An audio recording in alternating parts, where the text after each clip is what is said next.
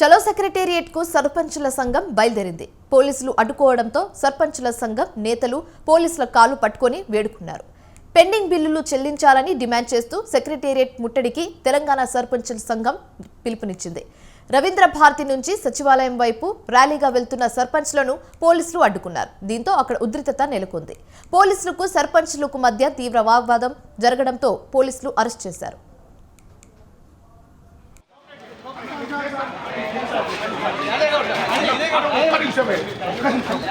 గ్రామ పంచాయతీలో అభివృద్ధి పనులు చేసిన సర్పంచ్లకు ఈ రోజు ఈ కాంగ్రెస్ ప్రభుత్వం మమ్ములని ఒక తీవ్రవాదుల్లాగా అంతకుల్లాగా వేటాడి వెంటాడి అరెస్టు చేసే పరిస్థితికి వచ్చింది. అంటే ఇది ప్రజాప్రభుత్వమా, ప్రజా పాలననా?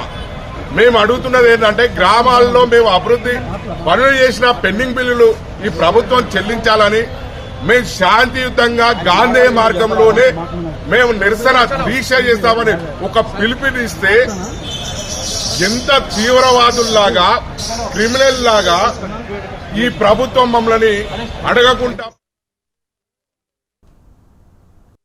సర్పంచుల పెండింగ్ బిల్లులను గ్రామాల్లో అభివృద్ధి పనులు చేసిన సర్పంచుల పెండింగ్ బిల్లులను గ్రామాల్లో అభివృద్ధి పనులు చేసిన సర్పంచుల పెండింగ్ బిల్లులను గ్రామాల్లో అభివృద్ధి పనులు